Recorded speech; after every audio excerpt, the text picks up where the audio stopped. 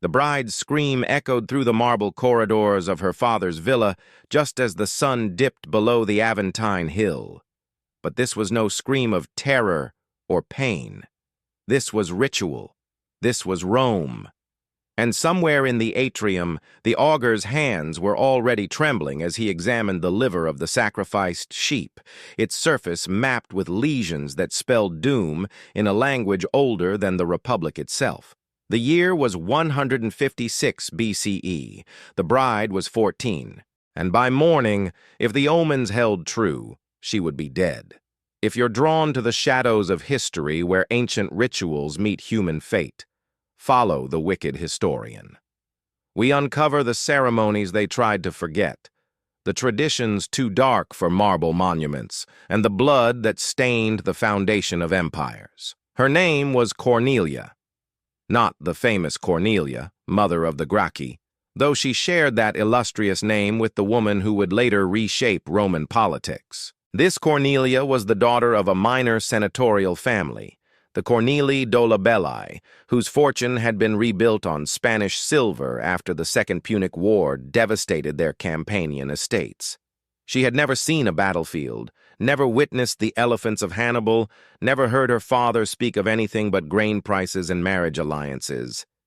But she had heard the stories. Every Roman girl heard them, whispered by the slave women who dressed her hair, murmured by her mother in the dead hours before dawn, sung in fragments by the old women who spun wool in the courtyard, stories of brides who violated the sacred customs, stories of women who entered marriage with impure hearts or unwashed hands, stories of wives who forgot to touch the fire or speak the ancient words or step across the threshold with the correct foot, and stories of what happened to them. The preparations had begun 3 days before the wedding, according to traditions that predated the founding of Rome itself. Cornelia had been sequestered in the women's quarters of the villa, forbidden to see her betrothed, Marcus Licinius Crassus, a distant relation of the family that would later produce the wealthiest man in Rome. The slaves had dressed her in the tunica recta, a white tunic woven on an archaic upright loom, a garment that hadn't changed its design in 500 years. The weaving itself was considered a sacred act, performed only by women who had known only one husband, whose hands were ritually purified, whose monthly blood had not touched them during the work. The tunic was meant to invoke the protection of the gods. But gods, Cornelia knew, were not always interested in protection. Over the tunic, they had draped her in the flammeum, the flame-colored veil that gave her the appearance of being consumed by fire. The color was no accident. Orange-red like the sacred flames of Vesta, like the color of the sky during a bad omen, like blood diluted with water. Her hair had been arranged in the sine crines, 6 braids separated by the point of a spear, a hasta caelabaris, a weapon taken from a dead gladiator or a fallen soldier. The spear had touched death before it touched her hair, and that death now sat coiled in each braid like a serpent. Around her waist, they had tied the cingulum, a woolen belt fastened with the nodus herculaneus, the knot of Hercules, which only her husband could untie on the wedding night. The knot was supposed to ensure fertility, to transfer the strength of Hercules to the marriage bed. But Cornelia's mother had whispered another truth as she pulled the knot tight. If he cannot untie child, it means the gods have rejected the match, and a rejected match is a cursed match. The old woman who had arranged Cornelia's hair, a Greek slave named Thalia who had been in the family since before Cornelia was born, had paused while weaving the 6th braid. Her fingers had stilled in the lamplight, and Cornelia had seen something in her eyes. Fear? Recognition? Memory? What is it? Cornelia had whispered. Thalia's hands resumed their work, but her voice was soft, barely audible over the distant sounds of preparation in the villa. I saw this once before, the 6 braids, the spear tip, the flame veil. Another girl when I was young in Athens before I was taken. What happened to her? The marriage was completed, the rituals were perfect, the sacrifices were pure. Thalia's fingers worked mechanically, her eyes distant. On the third night, she walked into the sea. They found her at dawn, still wearing her wedding crown, the pearls around her neck weighted with stones. Cornelia felt the cold spread through her chest. Why did she do it? Because she heard them, child. Thalia's voice dropped to a whisper. She heard the lemures calling her name. The lemures, the hungry dead, the spirits of those who died violently or without proper burial or under a curse. In the Roman religious calendar, there were specific nights when the lemures walked. During the Lemuria festival in May, when the paterfamilias would rise at midnight and perform rituals to drive them away. But there were old stories that said the lemures were always present at weddings, that they came to examine the bride to determine if she was worthy of joining the world of the living as a wife or if she should be claimed for the underworld. Cornelia had dismissed it as superstition, but now, wrapped in the flame veil, her hair bound with a spear that had tasted death, she felt the weight of centuries pressing down on her shoulders. The tablinum, the reception hall of her father's villa, had been transformed into a sacred space.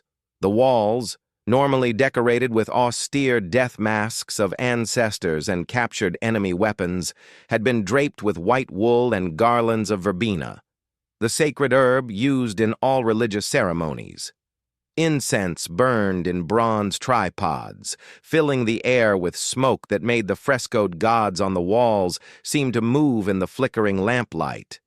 At the center of it all stood the augur. His name was Gaius Veturius Philo, and he was old enough to remember the dark days after Cannae, when Hannibal's army camped within sight of Rome's walls, and the Senate debated whether to surrender or die. He wore the trabea, the striped purple robe of his office, and in his right hand he carried the lituus, the curved staff that marked him as an interpreter of divine will. His face was a landscape of wrinkles, each line a map of omens read, sacrifices witnessed, futures predicted. He did not look at Cornelia when she entered the tablinum. His attention was fixed on the bronze bowl before him, where the liver of the sacrificed sheep lay exposed to the lamplight. Haruspicy, the reading of entrails, was an Etruscan art, borrowed by Rome in its early days and never abandoned. The liver was considered the seat of the soul, the organ through which the gods communicated their approval or displeasure. A healthy liver meant divine favor. A diseased liver meant something far worse. Cornelia watched as the augur's fingers traced the surface of the organ, following the ancient map that divided the liver into regions, each corresponding to a god, a fate, a possible future. His lips moved silently, forming words in Etruscan, a dead language kept alive only for moments like this, when the living needed to speak to powers that predated Latin itself. The silence in the tablinum was absolute. Cornelia's father stood near the household shrine, the lararium, where the wax images of their ancestors watched with painted eyes. Her betrothed, Marcus, stood beside his own father, both men dressed in their togas praetexta, the purple-bordered togas of their class. They were waiting for the augur's pronouncement, the formal declaration that the gods approved the match. But the augur's face had gone pale. "There is a lesion," he said finally, his voice barely carrying across the tablinum. "On the processus pyramidalis, near the region of Nortia." A murmur ran through the assembled witnesses. Nortia, the Etruscan goddess of fate, the one who hammered nails into the temple door to mark the passage of years and the closing of destinies. A lesion in her region was never good, but the processus pyramidalis, the caudate lobe of the liver, was the most ominous location possible. It was called the finger of the god, the part of the organ that pointed toward the future. And if that finger was corrupted, "Can the marriage proceed?" Cornelia's father asked, his voice tight with controlled fear. The augur set down his lituus. In the lamplight, his shadow stretched across the wall behind him, massive and distorted. "The lesion is unusual, not a disease precisely, more like a mark, a signature." He looked up, his eyes finding Cornelia for the first time. "Has the bride been examined by the matrons? Has she been confirmed Virgo intacta? The question hung in the air like smoke. In Roman law, a bride's virginity was not merely preferred. It was required for the proper transmission of property and lineage. But the augur's question implied something deeper, something older than law. Cornelia's mother stepped forward, her face rigid with controlled anger. "My daughter has been examined. She is pure. The matrons have confirmed it." "Then the mark is not on her body," the augur murmured, almost to himself. "It is on her fate." He turned back to the liver, his fingers hovering over the diseased tissue. "There is an old practice," he said slowly, "from the time before the kings. When a lesion appears in Nortia's region, the bride must perform the expiatio matrimonii, the purification of the marriage. She must visit the mundus." The word sent a chill through the room. The mundus, the ritual pit that connected the world of the living to the underworld. There were only 3 days a year when the mundus was opened, when the boundary between life and death grew thin enough for communication. But this was not one of those days. "The mundus is closed," Cornelia's father said, his voice sharp. "The ritual calendar forbids."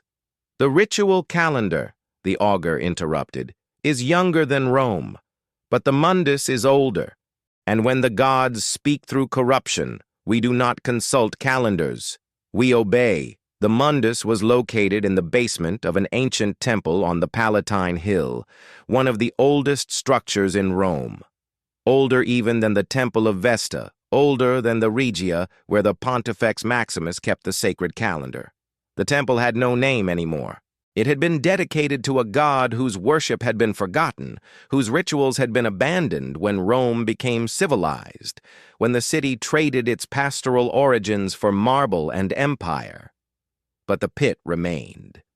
Cornelia descended the stone steps with the augur leading the way, his litus tapping against the ancient stones. Her mother and 2 matrons followed behind, their faces grim in the torchlight. The air grew colder as they descended, and with it came a smell, earth and old stone and something else, something that made Cornelia think of the ossuaries she had seen once as a child, where the bones of the ancient dead were stacked like cordwood.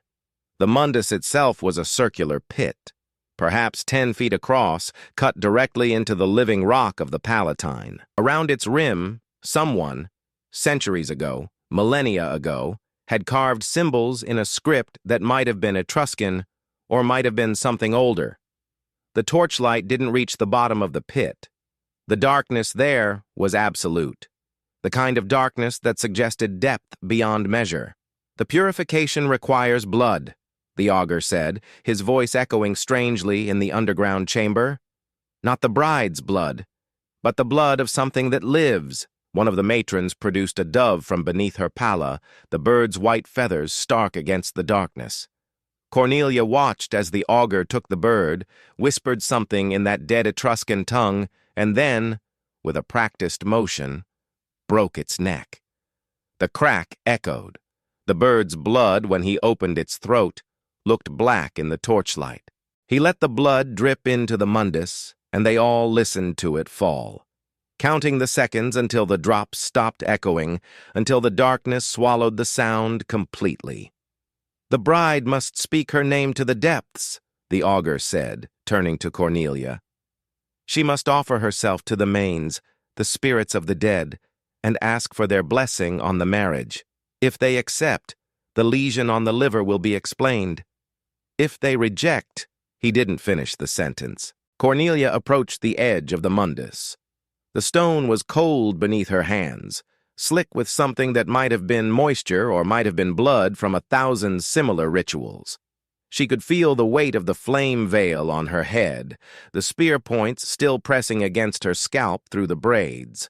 Her heart was hammering, but her voice, when she spoke, was steady. "I am Cornelia, daughter of Publius Cornelius Dolabella. I seek the blessing of the manes for my marriage to Marcus Licinius Crassus. I offer my devotion, my fertility, my life in service to the household gods and the spirits of the ancestors. I ask passage from the world of daughters to the world of wives. I ask—" She stopped. From the depths of the mundus, something had answered. It was not a sound exactly, more like a pressure against her ears, a sensation of words forming in a language she almost understood. The air around the pit seemed to thicken, to become viscous like oil, and Cornelia felt the temperature drop so suddenly that her breath misted in front of her face. The torches flickered. One of the matrons gasped, and then Cornelia heard it clearly, not from the pit, but from somewhere inside her own mind, in a voice that was neither male nor female, neither young nor old. The marriage is accepted, but the bride is marked. She will bear 3 sons. The first will die in war. The second will die by poison. The third will die by his own hand. The line continues, but the price is paid in blood.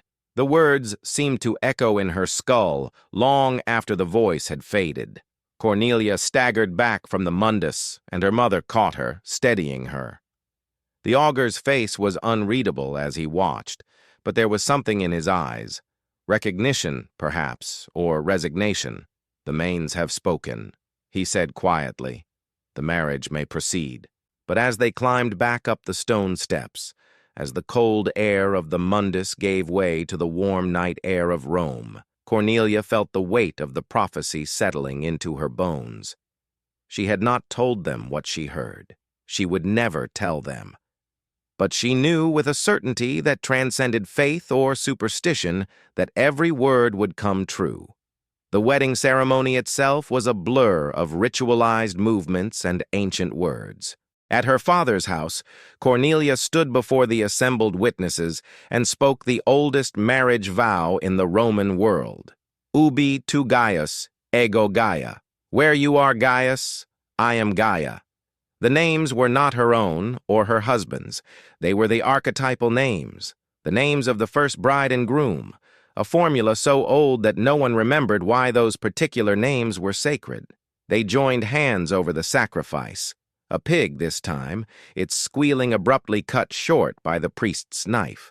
The blood ran into the bronze bowl, and the augur examined it with the same intense scrutiny he had given the sheep's liver. This time his face showed relief. The blood was clean. The immediate signs were favorable. But Cornelia felt the prophecy coiled inside her like a snake, waiting. The deductio, the procession from her father's house to her husband's, took place after nightfall, according to custom. Cornelia walked through the streets of Rome surrounded by torch-bearers, musicians playing the ancient wedding hymn, and guests throwing nuts and shouting obscene jokes to ward off evil spirits. The flammeum covered her face, turning the world orange-red, transforming the familiar streets into something alien and dreamlike. At intervals during the procession, she was required to perform small rituals, touching certain stones worn smooth by centuries of brides' hands, speaking words in Latin so archaic that even she didn't fully understand their meaning, pausing at crossroads to make offerings to the gods of boundaries and transitions. But the most important ritual was the threshold. When they arrived at Marcus's family home, a modest villa in the shadow of the Esquiline Hill, the entire procession stopped. The torchbearers formed a semicircle around the door.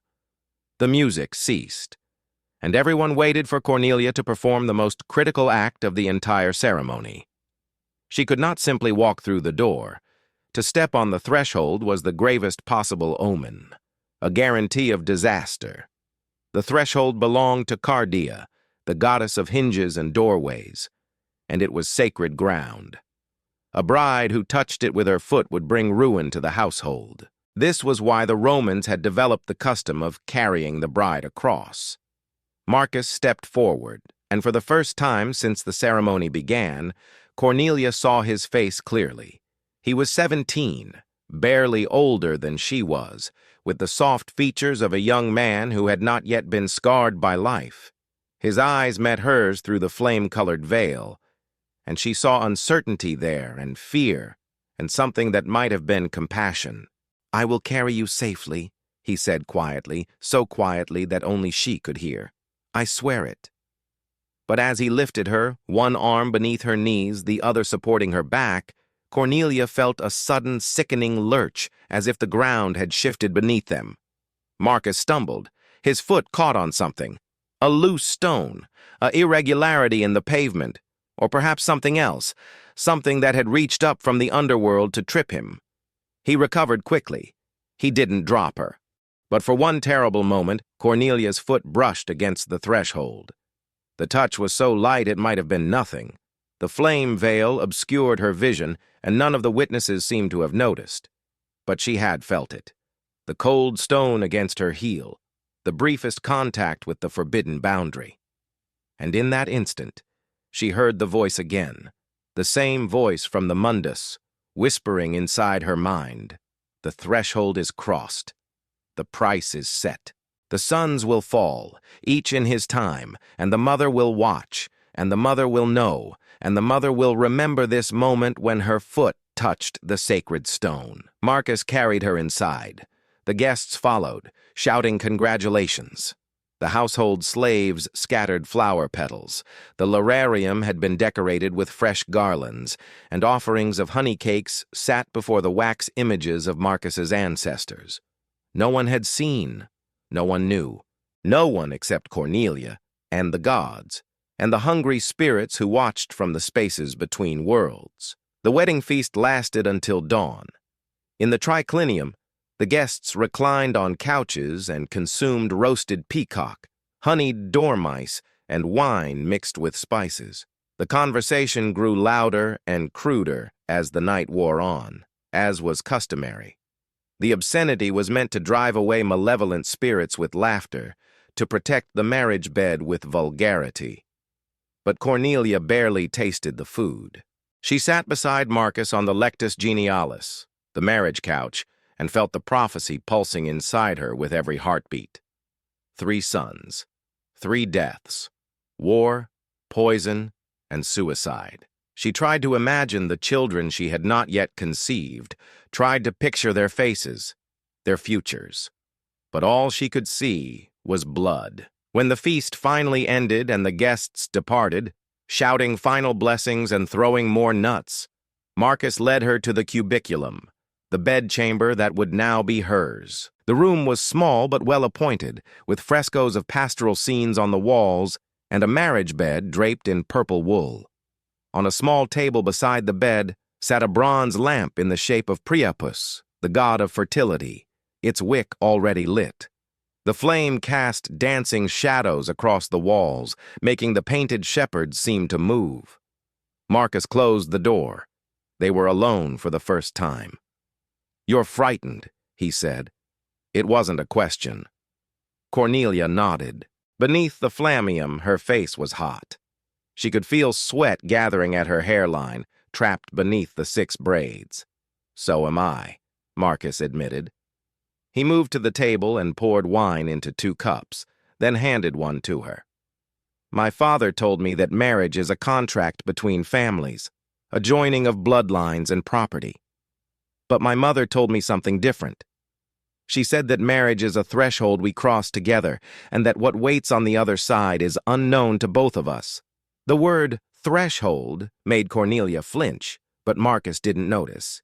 He was watching her with those soft, uncertain eyes, this boy who would be her husband, who would give her the 3 sons who were already doomed.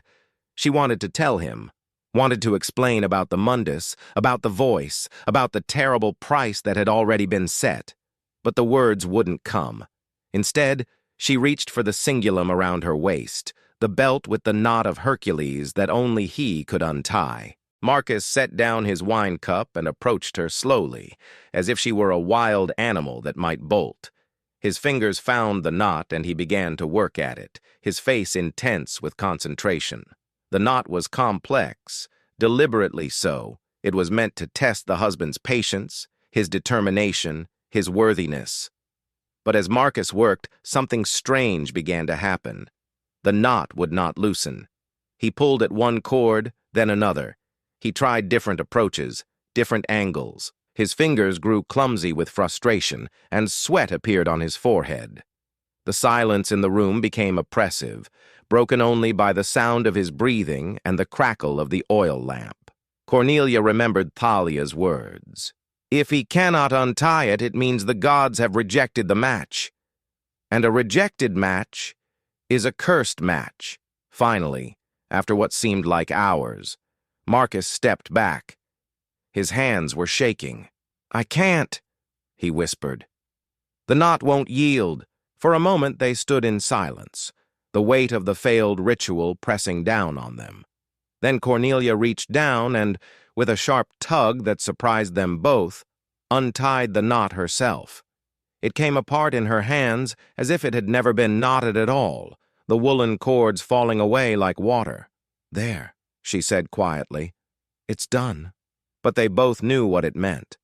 The ritual had been violated. The marriage had been marked from its inception. The gods had spoken through a knot that could not be untied by the husband, and the bride had taken matters into her own hands, inverting the natural order, claiming a power that was not hers to claim. Marcus looked at her for a long moment, and in his eyes she saw a dawning understanding. Not of the specifics, perhaps, but of the general sense that something had gone terribly wrong, that the omens had been ignored, that they were standing at the beginning of a story whose ending was already written in blood. "What will happen to us?" he asked. Cornelia removed the flammeum, letting the flame-colored veil fall to the floor. Without it, the room looked ordinary again. Just a bedchamber in a modest Roman villa, nothing magical or cursed about it. But she could still feel the weight of the prophecy, still hear the voice from the mundus echoing in her memory. "We'll do what all Romans do," she said finally. "We'll perform our duties, we'll honor the gods, we'll raise our children, and we'll face whatever fate the Manes have decreed." She didn't tell him about the 3 sons. She didn't tell him about the threshold. She didn't tell him that every moment of happiness they might share was already shadowed by future grief. Instead, she took his hand and led him to the marriage bed. And they crossed that final threshold together, 2 children playing at being adults, 2 sacrifices performing the roles that Rome and the gods and the weight of centuries had written for them. History does not record what became of this particular Cornelia and her Marcus. They were too minor, too insignificant to appear in the annals of great families. But if we search the fragmentary records, the funerary inscriptions, the scattered genealogies that survived the fall of the Republic, we find traces. A Cornelia Dolabella, who died in childbirth with her 4th son. The prophecy had said 3, but perhaps the 4th was the price for untying the knot herself. A Marcus Licinius Crassus, who served in the legions during the 3rd Macedonian War and never returned, his body lost somewhere in the mountains of Greece. 3 sons, their names preserved on a damaged tomb marker. Publius, dead at 18 in Hispania. Gaius, dead at 22, the cause of death unrecorded, but whispered to be poison. Marcus, dead by his own hand at 25, the reason lost to time. The marriage lasted 12 years before Cornelia's death. 12 years of performing the daily rituals, of making offerings at the lararium, of maintaining the fiction that the omens had been favorable, that the threshold had not been touched, that the knot had been properly untied. 12 years of watching her sons grow, knowing what waited for them, unable to change what the Manes had decreed. Because that was the true darkness of Roman religion, not the blood sacrifices or the entrail reading or the elaborate rituals. It was the knowledge that the future was fixed, that the gods had already decided, that every omen was not a warning but a revelation of what could not be changed. The augur who read the sheep's liver that night in 156 BCE knew this. When he saw the lesion in Norcia's region, he understood that the marriage was already written, the deaths already ordained. His role was not to prevent disaster, but to witness it, to acknowledge it, to give it the formal blessing of religious authority. And so he did. And so Cornelia crossed the threshold with her foot, and untied the knot with her own hands, and bore the 3 sons who would die in war and poison and despair. And so the wheel of fate turned, as it always had, as it always would, grinding the living into the dead, transforming brides into mothers, into mourners, all according to the designs of gods who demanded worship but offered no mercy. In the end, the darkest omen of all was not the lesion on the liver, or the prophecy from the mundus, or the threshold touched, or the knot that would not yield. It was the simple fact that Cornelia knew her fate and married anyway, because that is what Rome demanded, that is what the gods required. And that is what every bride in a flame-colored veil understood when she crossed the threshold into her husband's house. That marriage was not a beginning but an ending, not a promise but a prophecy, not a celebration but a sacrifice offered at the altar of family and duty and the endless, insatiable hunger of the dead. The rituals were meant to protect, but protection was an illusion. The true purpose of the rituals was to make the sacrifice sacred, to dress disaster in the garments of tradition, to ensure that when the future arrived, bloody and inevitable and exactly as foretold, it would arrive with the blessing of the gods. And in the darkness of her bedchamber on her wedding night, Cornelia understood this with a clarity that would haunt her for the rest of her short life. The Romans called it fatum, fate, from the word fari, to speak. Because fate was not something that happened to you. It was something that spoke through you, using your mouth to pronounce your own doom, using your hands to tie your own bonds, using your feet to cross the thresholds that led to graves already dug. The bride screamed during the ceremony, not from fear, but from knowledge. She screamed because she understood what the rituals meant, what the omens promised, what the flame-colored veil concealed. She screamed because she was already mourning her unborn sons, and somewhere in the depths of the mundus, in the darkness beneath the Palatine Hill, the Manes listened to that scream and approved. Because they were always hungry, they were always waiting, and they knew, as all the dead know, that every wedding is a funeral in disguise, every bride a mourner in training, every marriage a slow procession toward the threshold that cannot be crossed, cannot be avoided, and cannot be escaped. The flame-colored veil burns, the knot cannot be untied, the threshold is always waiting, and the gods are never kind.